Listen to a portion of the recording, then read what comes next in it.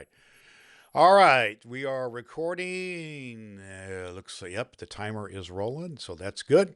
Today's date is the 30th of October, 2025.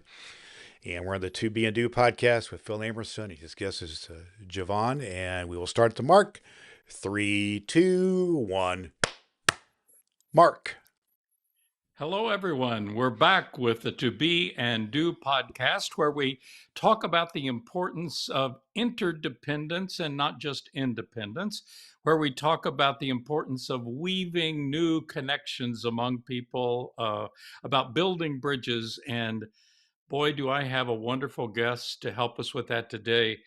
Dr. Javon Caldwell Gross is, well, he's many, many things. I don't know where to start, whether a great preacher, author, professor, consultant. Javon, where do I begin to talk? Well, I know your current role, if I've got it right, is Director of Revitalization and Church Development for the Indiana Annual Conference of the United Methodist Church. Can you get all that on one business card? We have tried, and it does fit. Surprisingly, it did. It was a topic of conversation. True story. True That's story. great. Well, tell us about yourself and your family. I know you are married. You're one of those fortunate people that has a preacher for a spouse. So That is tell us correct. about That your is correct. family. Yeah, so my wife and I, Nicole Caldwell Gross, she is the senior pastor of Noblesville First United Methodist Church. And we've been in the Indiana Conference for 7 years thus far. We started off in the New Jersey Conference, and we were there for, around 12 or 13 years. She was the director of missions and outreach, and I was in the local church. And now we have switched roles. Now I'm with the conference, and now she's at a local church. But we also spent 7 years together at St. Luke's United Methodist Church, located right here in Indianapolis. So Right. our ministry journey has taken us to different cities and different places, and here we are. Wow. Well, and I left out all of your remarkable education work. I know I think you did your DMin at Wesley Seminary and then Yeah, seminary at Princeton, I think, I did. and you went to this little school up in That's right. Michigan, That's K right. College. Well, I mean Kalamazoo College. Kalamazoo College. That's And correct. as I told you recently, my grandson hopes to graduate from K That's right. College in May. What a small That's world. right. Small world. Small world. Yeah. And it's a remarkable, well, all of those institutions are really fine schools. But we were talking a bit about K College and the transformation you saw there in recent times. So Kalamazoo College, let me just say this. It was such a formative experience, me growing up in terms of in ministry and even shaping me who I am as a person. It's a very academically rigorous place. And I've always believed in terms of my own ministry of how to apply that in my own work, as a theologian, as a writer, as a thinker. But one of the ways that it's also shaped me is really in terms of leadership. So, as a student there, Kalamazoo College was a predominantly small white liberal arts college, and again, highly rigorous, great reputation. But what was interesting was that after I left Kalamazoo College, they invited me to come on to be a part of the board, and Wow. they gave me a totally different insight into um education, especially higher education, um, because there's a part that you learn as a student, and then there's another part that you learn, right? Gave me a great understanding, but it gave me a front row seat to one of the greatest examples of transformational leadership that I've ever been a part of. Our leader at the time was Dr. Wilson Oyularen, and through research and through surveys, we found that many of our white students actually did not want to be a part of a homogeneous environment as it related to their learning, that they wanted to be in a more diverse environment. And so Dr. Wilson O. Dr. Wilson O'Ularen invited us to think about, if we're creating leaders for an ever-changing world, then in order to prepare all of our students to be effective leaders out in the world, they needed to learn how to do that in an environment that represented the world in which we live. And so Great. we made efforts to um, make the college more diverse, not just for the sake of diversity, but for the sake of our mission and our vision. And what's interesting is that, again, this was almost 20 years ago.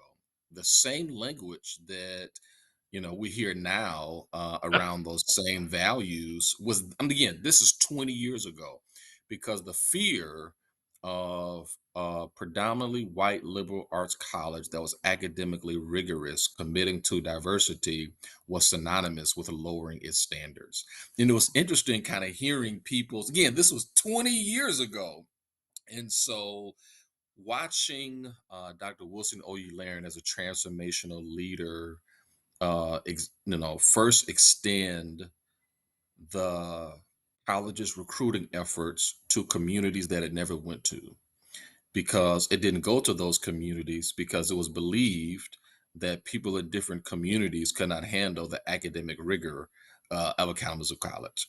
And so she reshaped the narrative in terms of, these are great students everywhere, Yes. and it's our job to at least start off believing in them. And so we created relationships with different high schools. We had donors who were willing to give to support the students once they got on campus. We changed even how professors received tenure, that they had to do their research that represented the diversity in the academic field in which they studied, whether if it was biology, math, or business. She wanted to see that you were culturally competent, holistically, in the academic area that you studied. We changed the kind of food that we offered in the cafeteria. She changed the people who were working security. I mean, in the entire, now here's the thing about it. I remember going back as a board member, and I remember thinking, this is not the same Kalamazoo College that I remembered. But then I remember thinking, but that's a good thing, because the college had changed and evolved into this beautiful place where people from literally all around the world came to receive this academic education, and to see a person whose vision and to see it through. Because sometimes people's fear of any kind of diversity is that things won't be the same, but that's not always a bad thing, Yeah. because if anything is to grow and evolve, even as people, Yeah. we grow and evolve. I have a lot more gray than I did 5 years ago, right? Now wait a But minute. yeah, Don't right, talk yeah. about gray. But but but but but just because I've changed and evolved, it doesn't mean that there's been a process of devaluing what was there. But every institution, whether if it's the church or the academy, or our communities, I think a lot of it is behind it is the fear of change, as opposed to looking at the possibilities of evolution. And Yeah. so I just witnessed a great transformation leader. We need to tell those stories and remind ourselves of it. I I won't take a lot of time right now, but a similar evolution occurred at Garrett Evangelical Seminary back in the mid 1950s. There was a faculty member who later became a wonderful bishop, Edsel Ammons. Okay. And Bishop Ammons was on the faculty, and the faculty joined him in a faculty strike until we do something about the racism that this school needs to address. The short version of a much longer story is that something was begun there called the Center for the Church and the Black Experience. And Yes. among the graduates that came along was a little fella named James Cone, wonderful man, Wow. who Yes. was the father of really Black theology, modern Yes. Black theology, Yeah. and a fellow you and I both know, Carlisle Stewart, came through that. Yes. As a Yeah. matter of fact, Dr. Carlisle Stewart is representative of so much of the good that came out of that time when Garrett said, "Enough, we're going to stop." And as you say, excellence was only increased. There Yes. wasn't a Yeah. damage. Absolutely. Yeah. Yes. Yes. I So love that. what a, we need to tell those stories more often. Yeah, we do. And you said a great phrase, excellence is increased. Yes. And those are the stories we don't tell. That's Yeah. it. That's Yeah. great, Phil. So tell me a little bit. I know you've done well. I left out a videographer or at least a storyteller on film. Um, Tell me some about how that's evolved and what you've learned in that. And by the way, folks, if you're listening, just go to YouTube or other places and type in his name, and you'll get a dozen, 2 dozen options to hear some good preaching. No, in terms of, so most of the work that I do, and I heard a preacher say this, but even though we might be in different fields, most of us have a couple of different gifts that we operate in. And, whether, especially as a, preacher, pastor, whether I'm writing or doing videos, or I'm really just communicating. And so one of the really joys that I get is storytelling. Yeah. And while I was at St. Luke's, we did this as sort of an innovative. Now, I don't even say innovative. It was innovative for us. Is that part of my role was the second preacher on staff, which just meant whenever Pastor Rob was not available, I would be the one called to, stand in his place. But we also looked at what are some of the other ways that we might be able to tell different stories or to tell the gospel in different ways, just by using video. So it didn't have to be on a Sunday morning. It could be around Advent. It could be around something happening in our nation. One of the most watched and shared videos we did was my responding to how it felt as a Black leader in a predominantly white environment after George Floyd was murdered. And so, again, it wasn't something that I preached on a Sunday morning, but here's a way for us to communicate and to tell a story. And so that's just been one of my passions, is just finding creative ways to tell stories, whether that's through writing or through being a professor or through consulting. It's really all just about storytelling for me. Well, I almost introduced you as Pastor Jay, uh, or look for his reels, Yeah. but but you just mentioned your book. I think it's not just Sunday. Not just Uh, Sunday. tell us a little. It's out now. People can get it, Yeah, so this was something I've been working on for and it's probably one of about. many books, by the way. Yeah, but this is my first solo one.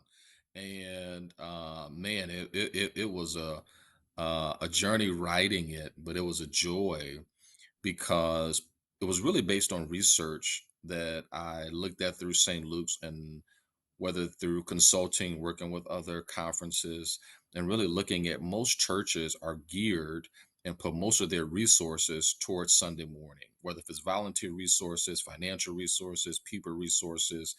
And yet, when we look at the data, most people, especially new people, they're getting connected to our churches outside of Sunday morning, Right. and how people are developing and growing their faith. We ask the question, where have your most transformative experiences with God been?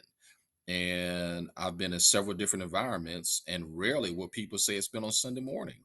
They say all of these other things, right? Watch They out! say, Watch out! well, yeah, this, when they say when I go camping, or when I'm out in nature, or with Yeah. so and so, when I'm with, they say, okay, so you mean to tell me that we're creating and using all of our resources around places where people are not having their most transformative experiences? So the book really begins with the question is, How do we use people's everyday lives as places of transformation and discipleship? And it really looks at how do we help people find God and experience church and community, for the other 164 hours of the week. There And you go. so, and again, it's very practical, and it's meant for leaders and churches to use as groups, and not just individual studies. No, let's share it with common language, so that as a congregation you can move together with some common language and some common alignment. That's great. Well, I remember not long ago I saw one of your reels, your videos from a soccer match, a soccer game. That's right. That's right. That's right. Because for instance, so we have three kids, and we spend most of our time in cars and at the soccer fields. And what do most churches say? What we can't get young people. We can't get young people. That is the growing thing out now. But when I was at the soccer field, I'm it was packed. It was packed with young families and young kids. The parking lot was packed. So now we have to ask the question: how can we be present as hundreds of families are in their cars parked at soccer fields? Instead of just asking, how do we get them in the parking lot from the soccer Yeah, field to the parking lot yeah. of the church, right? That's the how about you first meet them where they are? So what are the things that you might be able to do and to ask, and how do you be present there, whether through a podcast or some other way where you can make some kind of connection with them in the parking lot? Everybody's trying to figure out, how do we get them there? No, you figure out as a church, how do you get there? Like that's the real question of discipleship, and that's the real question of being, right? How do we be the church outside of Sunday morning? Yeah, one of our friends is Michael Mather, who's now the pastor in Boulder, First Mhm. United Methodist, and he Yep. changed the benediction to no longer say "Go take Christ into the world," but to say "Go discover what Christ is already doing in the world all That's around right. That's right. I love that.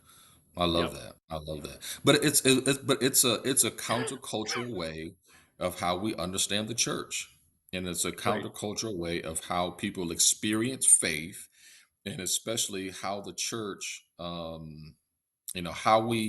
how can we be present in the world? Even when I talk about what it means to be a volunteer, in terms of how can you equip people to go out into the places they're already going. you know they're already going to work on Monday morning. They're already going to these places. How do you help them live out the gospel and live out your values and beliefs in those places before you ask them to sign up for another thing?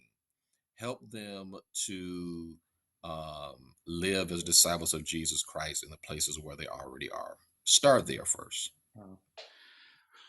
Well, our time has just slid by too quickly, but good on us because we have another one we're going to record. So we're going to Absolutely. talk with Dr. Caldwell Gross more about his work in revitalization and his theology. He's already started down the road, but I know he's got a lot more to say about his theology of the church and evangelism. And so, thank you, Javon. Wonderful visiting with you, and we'll be back in the next episode to talk with Dr. Caldwell Gross. And for now, this is Phil Amerson encouraging you to find ways to discover where Christ is already at work in the world and make that a piece of understanding our belonging together at God's table with all people. God bless and so long for now. And close. All right, gentlemen. Very good there. I got to say that's the first time you gave me a blast from the past there, gentlemen, when you mentioned Carlisle Stewart. Wow. I went to I used to work with Carlisle a long time Mm. ago, but you know where I worked with him at? Painting apartments at Gary Evangelical. We were on the paint. We spent one Wow. one hot summer about 1981 That was our job, our student job. So I spent a lot of time with the Carlisle for about 8 weeks or so one summer. So, but yeah, great guy. But yeah, what do we need to talk about regarding our conversation here and about the next one? Well, I want to be sure we hit any touch points that you want, Javon, if there are things you want to cover.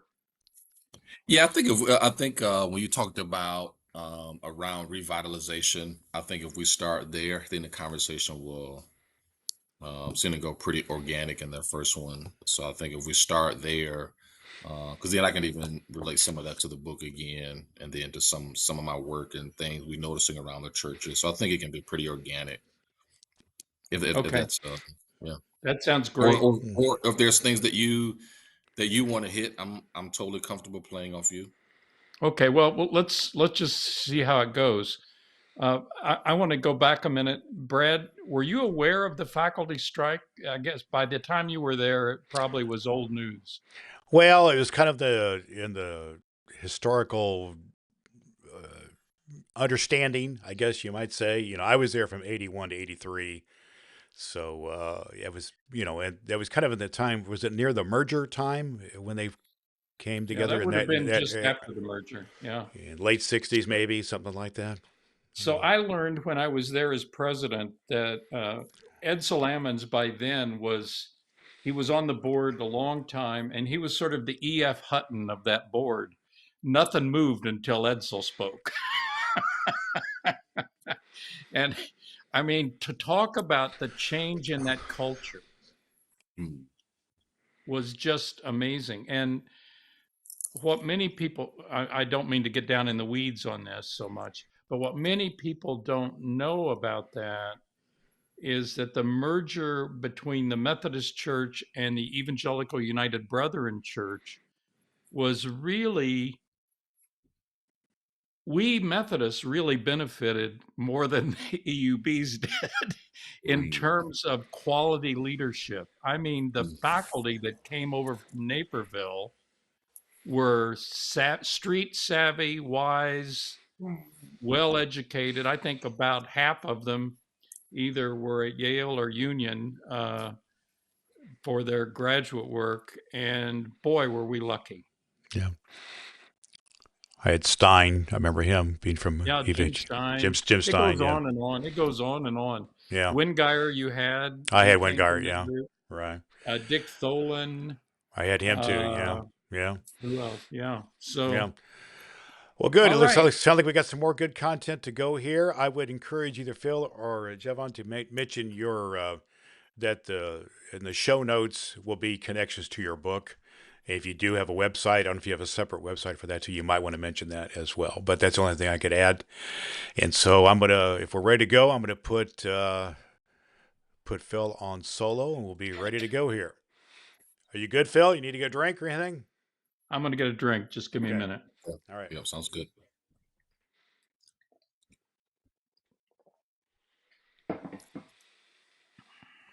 Are you good? Good to go? I am. All right. All right. This is episode number 2 with Javon, and today's date is October 30th, 2025.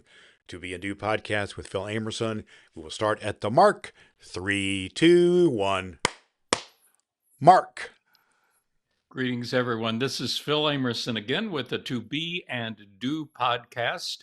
Uh, we're fortunate to be in the middle of recording conversations with Dr. Javon Caldwell Gross.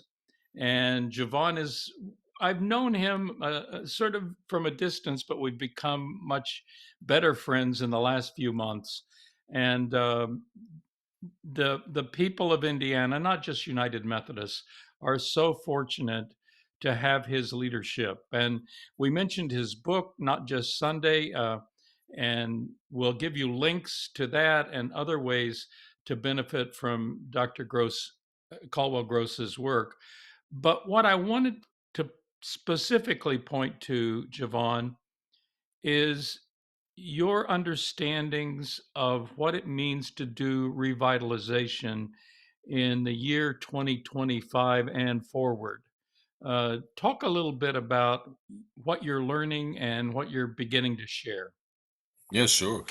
So whenever I talk about revitalization, I like to reframe it around not just resourcing or helping dying churches come alive again. I think there's one aspect to that, but I also think the revitalization is an invitation for every size church to reimagine and rethink who they might be in this new landscape of ministry. Right. Because the church that you had in 2019 is no longer present. It's You know, gone. if your pastor is just is a different church, people have different rhythms. The expectations of how people find community are different. How they receive and give information is different. And so the way I talk about it is, it's not just helping the church trying to figure out, how do we survive, but how can we be the church. And again, Right. I always start with identity before activity, because sometimes the activity is not connected to who we are called to be. We start with what do we do for no be. That's why I love the title of your podcast. And so that's the way that I reframe revitalization. Who is God calling you to be in this new landscape of ministry? And if we can identify who we're called to be, then we can get more closer to what we're called to do. Because the do will always change. And then as we look at that, I always start with two theological questions with what it means as we interpret what it means to be revitalized. Is number one, what do I truly believe about God? What do not what do I believe about the budget? What do I believe about the changing community? No, don't know. I don't want to know. I know you done the demographic. What do you believe about God? Because any work of revitalization, you've got to look at it through the lens of your own theology. And because as you look at your budget, as you look at your changing community, as you look at your building, as you look at the number of people who come on Sunday mornings, if you don't look at that through the lens of your own theology, you'll let what you see determine who you are and what you're called to do. No, I think if we help churches to really identify their own theology around God, if you really believe that God is a provider, if you really believe all these things that you say about God, then that will inform your approach to your efforts to revitalize your congregation. And not only what you believe about God, but what do you believe about the resurrection? So it's with every church. Christ died and then rose again on the third day. Okay. So if that's what you believe about your faith, then let's put your theology about who you know God to be and Christ's work with the resurrection. How does that apply to your work and who you're called to be in this new landscape? Because Mhm. helping churches to live the resurrection, because part of the resurrection there was a dying. And so don't look at death, don't look at that through natural lens, but look at it through the lens of what you believe about God. And that's normally where I start with that. So, identity rather than activity, that's terrific. Mm.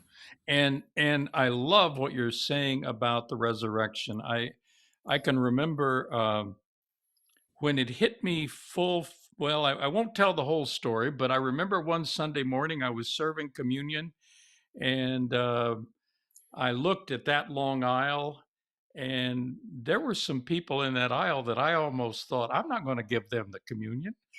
Sure, yeah, right, I right, know right. I Been there know before. about them. I Yeah. know about, Hmm. the cheating and the lying and Hmm. the Yeah, yeah, the other stuff, and it hit me, Phil, this is the body of Christ. that's right. This That's right. can be the That's right. resurrected body of That's right. Christ. That's right. Don't get in the way, man. That's right. Don't get in the way. That's It's right. the resurrection that we preach. One of my first appointment in the United Methodist Church was a small church in southern New Jersey, Hamilton Memorial United Methodist Church. And again, I just graduated from Princeton Theological Seminary, I did an internship 2 years at a larger Baptist church in Brooklyn, New York. And I'm thinking, this church is going to skyrocket in the next 3 years. It'll have, 5,000 people. I get a call from a district superintendent. And on my first Sunday, there were 27 people that showed up. Hey, there you go. 27 people that showed up. We call that And an opportunity. so, yeah, oh, but no, you say that jokingly, but there was one point in time when I realized that this was a place that God had called me to serve, and I would give my best to There you that are. those 27 people. I my sermon preparation did not change from when I was pastoring those 27 people to when I was at St. Luke's preaching in front of 3,500 people. Yeah, I have, it was just as serious then, than it was when I was at St. Luke's. But that's great. I remember thinking, one of the most pivotal days, I remember standing on the parking lot at the service one day, and I remember looking at the community and looking at the church, and really coming to grips with, there's a lot of possibility here. There's a lot of possibility. But here's what challenged me is because it was almost God reminded me that the call to make disciples, and making disciples suggested there has to be some work. There had to be. So there were leaders in there, but they needed to be trained and equipped. There were people in there with gifts, but I needed to put time into developing them. And it was my responsibility. And I even talk about this in the book, because so many people talk about they don't have people the necessary skills in the congregation to do this new landscape of ministry. But I think there's a re-invitation now for the church to equip people. So you may not have anybody in your church with the necessary skills you need. Well, Jesus didn't either. That's why Jesus spent the next 3 years equipping people for the work of ministry. And so I remember standing on that corner years ago in that small church of 27 people. And as I felt the invitation and the call for possibility, it was also a call to equip people. And that has Yep, never left me. Never yep. left me. That's terrific. That's terrific. I don't want to turn this into Phil telling stories, but I remember one day I was pastoring a little predominantly African American church in Evansville, Indiana, Yeah. and I don't think we had 27 on my first Sunday, but you know what? There were people in that community and in that church, many of them children who had grown up in that church but no longer came there. And one day I was walking toward the church and I came across a young woman, Jicelyn Thomas.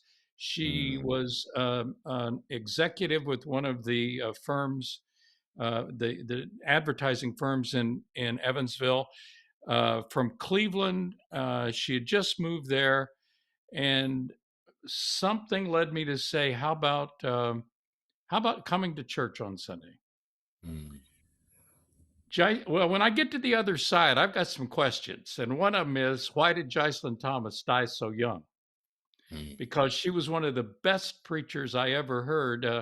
Had a full ride to Candler Seminary, and then was doing her PhD at Vanderbilt in preaching with David Buttrick, and developed lupus. Oh But man. Jocelyn, who just knew enough music to sort of find the middle C on the piano, Yeah. decided Yeah. she was going to start a children's choir. Wow. And I can still see those 19 little kids double Mm. pumping up the aisle. And my Oh, poor I love it. son can't I figure love out the it. rhythm. But but that was not Phil's doing. It was just Phil being alert to say, hey, Jason, have you got a church? That's right. That's And right. the Lord did all the rest. That's right. That's right. That's right. And again, goes back to what we believe about God. If we believe that God will do the rest, that gives us a different approach to how we look at what's possible through our local churches. We Right. do what we can, even if it's just asking the question, and then knowing that there's a God element to what we do, especially when it comes to revitalization or living out who we're called to be. So I think so much of how we talk about revitalization, it leaves the God element out.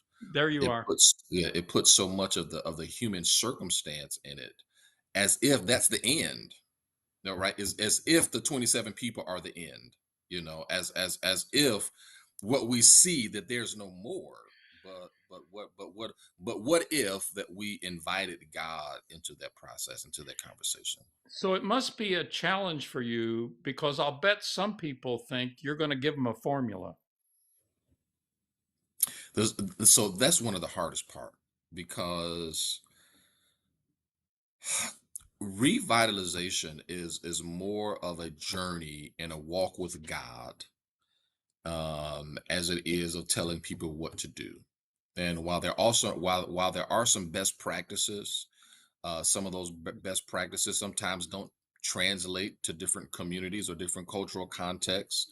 Or there's some different nuances within a congregation that sometimes we don't take note of.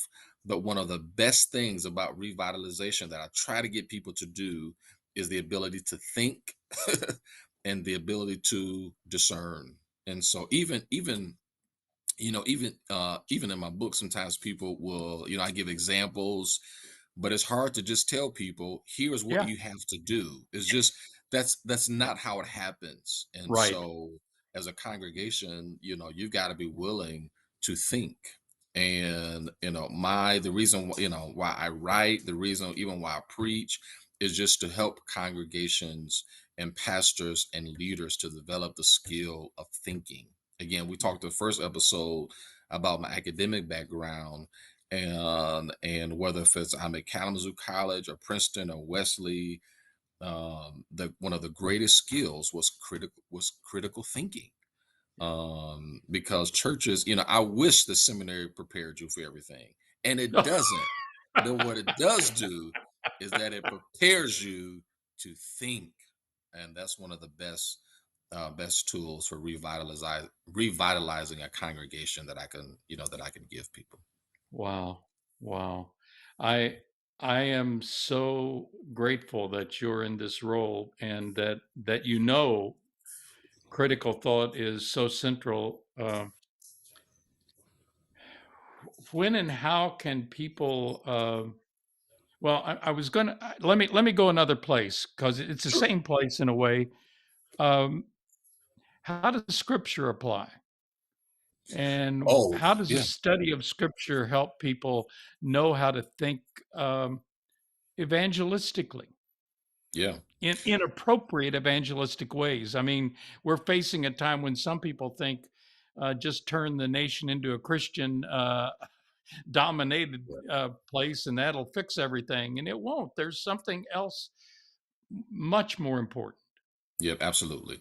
Well, I would say the first place in scripture that I think invites people into this revitalization process is, I think it was Psalm 139, where they asked the question, how do we sing the Lord's song in a strange land? How do we do this? And they had to figure it out. They asked the critical question. They asked the critical question. We are being taken away from what we know. We are being taken away from our lands, and our faith will have to look very differently. Yeah. And they realized that, but asked the question, how do we still maintain our faith in this new land? Right? So I'm not saying, that we're being taken into Babylon, but I do think the church is being taken into unknown lands. And to ask the question, how do we still maintain our faith? How do we still live out our faith? How do we still be the people of God in a strange land? And I think it's a critical question that I don't think people are willing to ask, because for them it was going to look dramatically different. But what they didn't do is that they didn't throw in the towel, is that they learned, literally they learned how to sing the Lord's song in a strange land. You know, Yeah. they learned when to pray, when to what when where they needed to face. You know, there were different things that they had to learn, different skills that they had to learn how to acquire in order for them to still be the people of God in this strange Yeah. place. And I don't think it's any different today.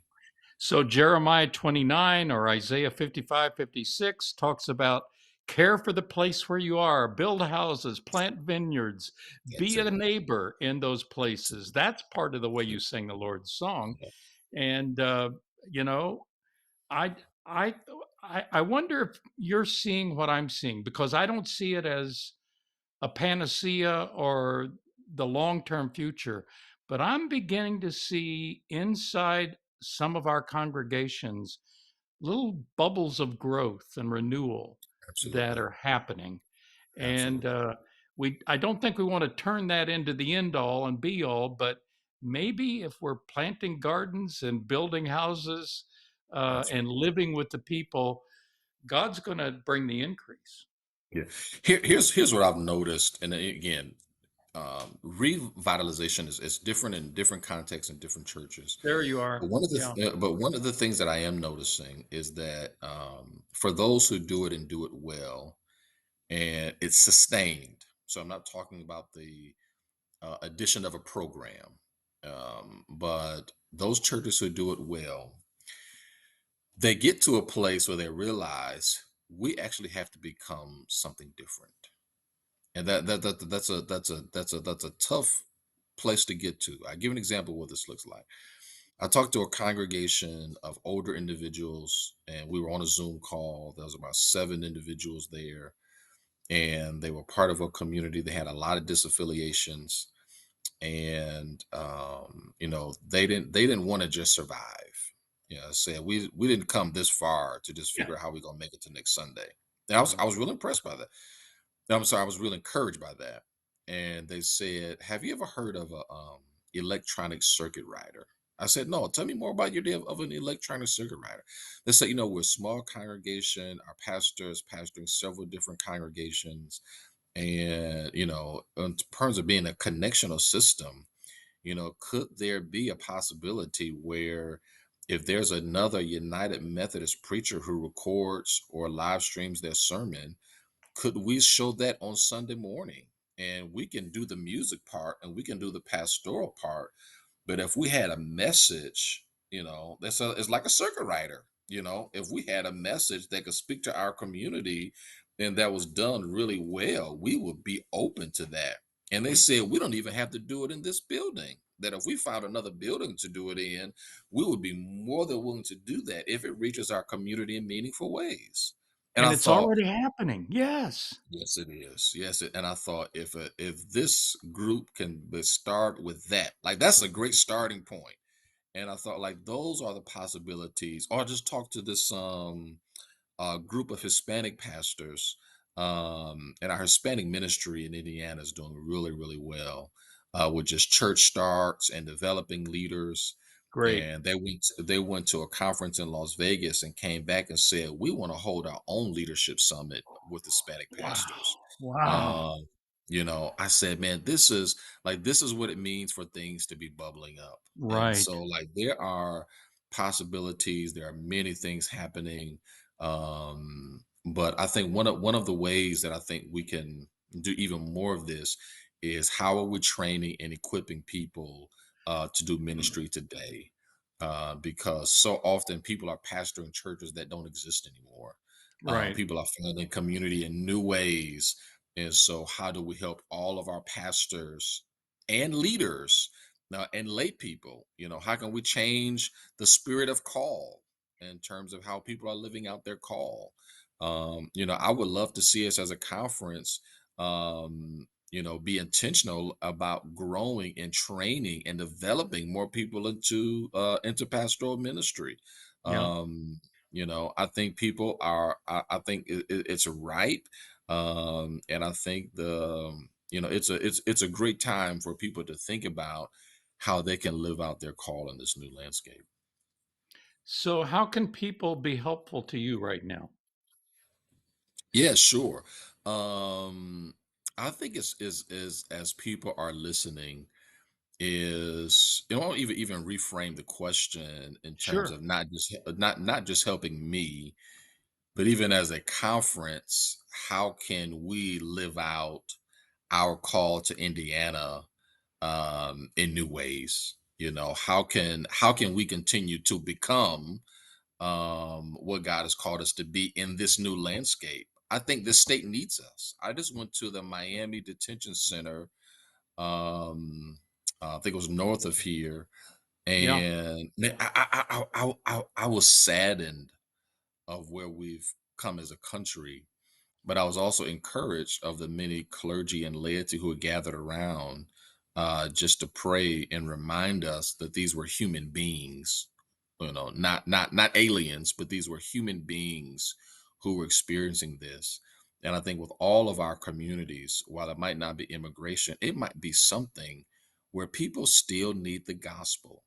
And in God's design, the church is still the central place where people experience faith and grow as disciples. And so I would just ask people to really continue to consider who God might be calling us to be, not only as a conference, but if you're a part of a local church, is to really ask that question. There is, asking the question, who is God calling you to become? As a So, conference? Yeah, go ahead. you're too modest. I'm going to tell them. I'm going to tell you how they can help you. Okay. They can send you stories. Oh, I love that. Yeah, sure, sure. I love that. Send you I love stories that. about exactly what you said. Who are you Yeah, called to be, and what's yeah. happening, and I love share that. them with Dr. Caldwell Gross, Yeah. because I'm more and more convinced that stories are the currency of not just the street. I used to say that a lot, but stories are the currency of the faith. Yes, they are. Yes, they are. Yes, they are. And if we want to be encouraged, let's tell a different story. Absolutely. I love that. I love that.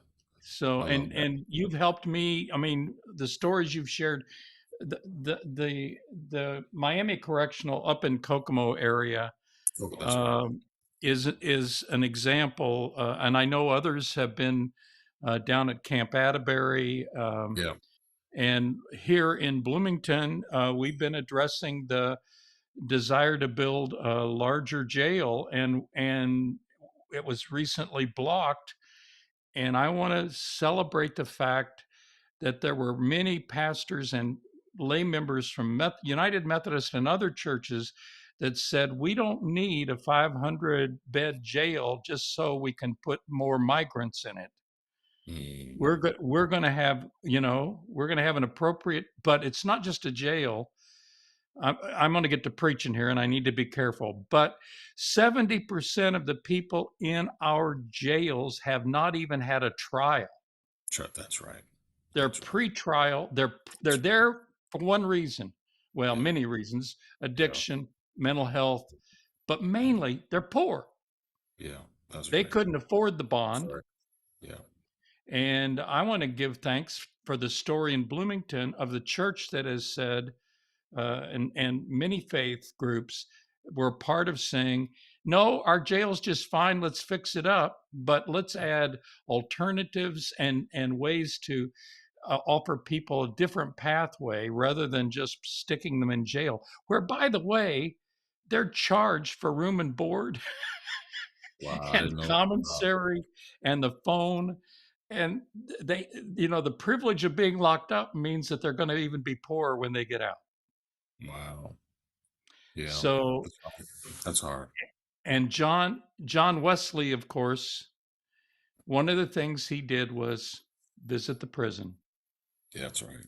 Yeah. I Well, didn't mean to there was get somewhere, preaching on you there, no, I'm brother. telling you, where there is somewhere in scripture where it talks about what you do to the least of these, Yep. you know, you do unto me. When I Yeah. was hungry, you brought me something to eat. There When I you was a are. stranger, you welcomed me. When I was in prison, you visited me. I mean, this isn't something we're making up.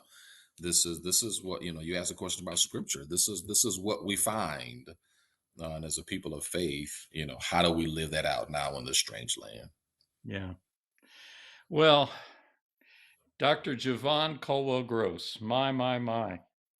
It's been What a a gift pleasure. you are. What a I gift you appreciate are. I appreciate the invitation. I really Yep. do. Yep. This is the To Be and Do podcast. We're privileged to have Dr. Caldwell Gross with us. And thank you for your ministry. We want to be praying with you and for you. We will post ways people can get in contact with you, can find out about your book, can see some of the reels that are out there. Uh, Embarrassing. God bless, brother. It's been great to have you here. Bless you. And close. Very All good. right. All right, gentlemen. Very good. Very good. Thanks, Phil. Thanks, Phil. Oh, thank you, Javon. I heard Terrific. I heard you I'm glad to mention be able to make it work. Hispanic ministry. Are you Javon, are you familiar with Andina Schrunder at Otterbein, Indianapolis? I'm With not, Hispanic. no. Well, you need to get familiar with her if you're interested in Hispanic ministry. That was my last appointment, was Otterbein, Indianapolis, and we started a new church, a new Hispanic ministry there, and she Oh, is now what's Otterbein. your name? Pastor Andina Undine. Oh, Schrunder. yes, I know. Yes, Yeah, yes, I know her well. yeah. Yes, I do. I was the last Yeah. full-time pastor there at Otterbein, Indianapolis, and we brought her on staff during COVID times. And Yeah. now the Hispanic part of the church is at least double, maybe triple the Anglo part of the Yeah. church, and she's Yeah. done a great job there. And if you're interested in The- Hispanic ministry, she's a good resource for you. And She is a part of she's a part of that team. She is actually a part of our church I'm development. She's a part of our church development team, and she actually was one of the group that just went to Las Vegas. There was yeah, a conference out there. They called it Viva la Church because they realized that so much of our United Methodist resourcing is all in English, yeah. and Oh, they had a Spanish she'd track. be a great Yeah, resource so for that. she was one of And those who took advantage of the resources and went. yeah, She's done she does a she's fantastic. She's sometimes well, quiet, oh but she's got yeah, but she's a a lot to powerhouse. say. She is a Yes, she powerhouse. is. And I can guarantee you that church would not be there now without That's her right. there and the transition we made from Anglo to Hispanic Well, 5 Agreed. both years. of you will be pleased to know that she's going to be one of the people that's Oh, coming really? to I'm the so glad to retreat hear for that. I know pastors we in spoke April. we Yeah. spoke about her a while Excellent. back. I'm so glad Excellent. to I'm hear. I'm beginning to envision that, Javon, some of the people that are coming, it's just going to be a little nuclear reactor, not trying to substitute for anything, but just saying, here's some more energy. Let's go. Yeah, Awesome, there you go. I love it. I love awesome, it. Yeah. awesome. It's, Well, Well, anything else you guys need to talk about here? I think we're good. that's great. Well, Javon, it's been a pleasure getting to know you. Indeed, if I can be a resource for you on podcasting on the conference level, I'm available to you. And Sounds good. all right, I think we're going to say goodbye to Javon then, and I'll let you know when this goes live, Javon. It'll be 3 or 4 weeks from now, maybe Okay. longer. Sounds And good. so just share it in your world however you want to share it at that point. And I will send over all that information, the links, Please, and yeah, via And all a the photo, stuff that's going to do do. we have a photo? Did you ask for a photo, yeah. Javon? If you have a Yeah, Okay. headshot, I got that'd be one. great. Just, That'd be I great. want the Pastor J photo. Pastor J photo. I got that one. I got you. All right, I got that one. all Take right. Gentlemen, care, thank you brother. so much. Yeah, Yeah, bye Ble- thank you, bye. gentlemen. Blessings on you. All right. Well, he's a fascinating guy there. My goodness, that was a great conversation. So, Yeah, yeah. well, Well, I good. think we've worn ourselves out today, Brad. I think you've done a great job here today. Just looking ahead to, I don't think we have anything down for next week. I don't think we do. Do you have anything down No, for we next? don't. Okay. And then I think the next time we have down to meet is the 11th of November. So, Do we have anybody invited yet? I think we do. I can't remember who though.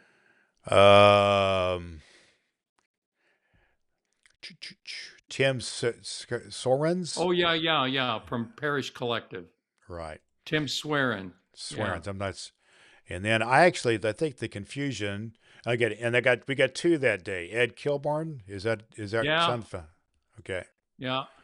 Okay, we've got him down for 9 or 10 We've o'clock. got, 10 and 2, I think, is what I've got. yeah, I think that's right.